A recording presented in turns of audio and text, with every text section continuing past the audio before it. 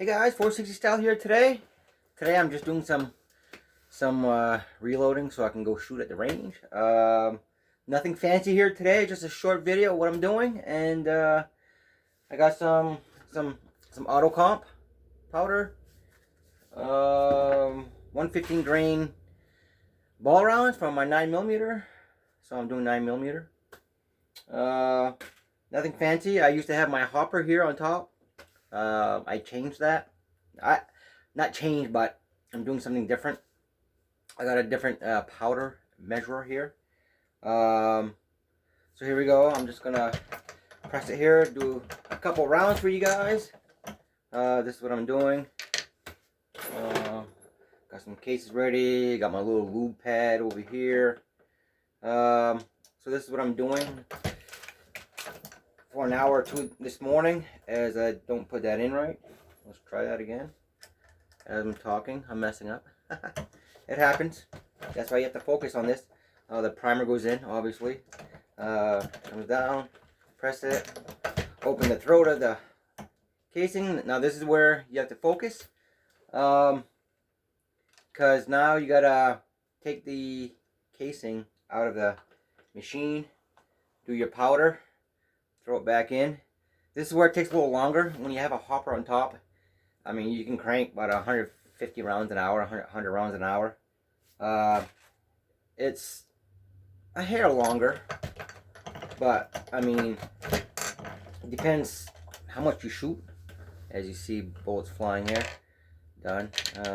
116 inch and a 16, 116 length, as they want it.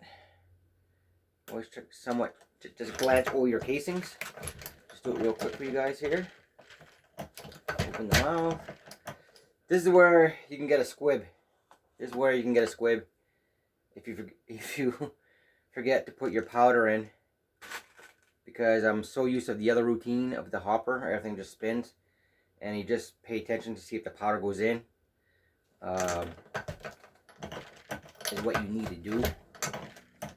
So, talking to you guys and doing this, kind of like multitasking. I usually have the radio on. Not right now because I'm doing a video, as you see.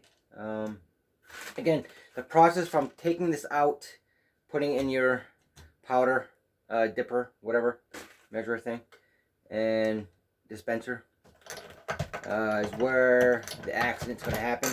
Not accident, but where you cannot, it can happen where you skip that step and there's no powder, so now you got a squib, you got a plug barrel. So that's why it's not always good to rapid fire reloads, because just in case you miss, I take my time. I don't usually rapid fire my reloads.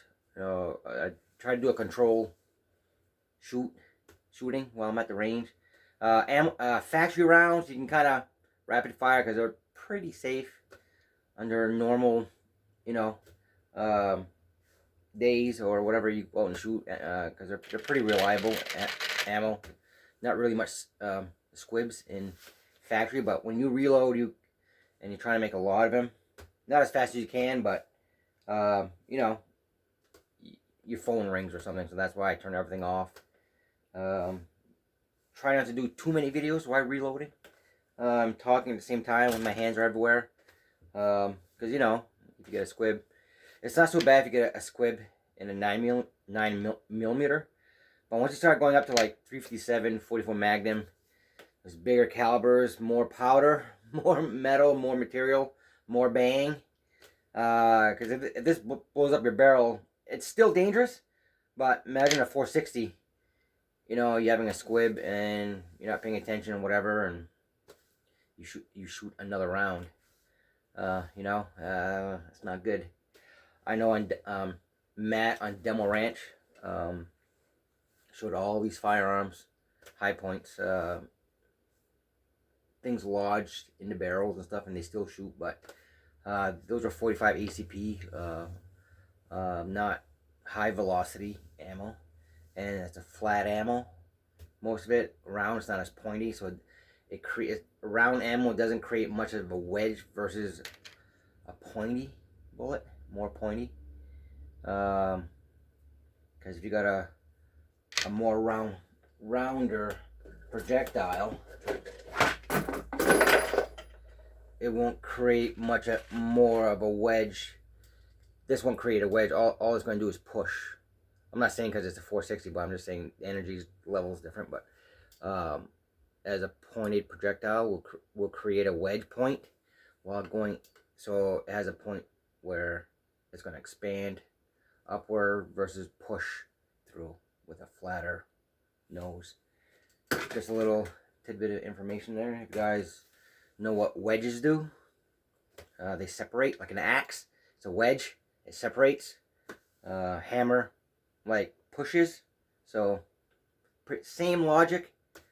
But anyway, guys, this is what I'm doing. Beautiful day out. I'm out here reloading bullets. I just fell out reloading some rounds here so I can go shoot later. And alright, guys, keep it safe, keep it real. Bring everybody to the range. Watch your style. 460 style.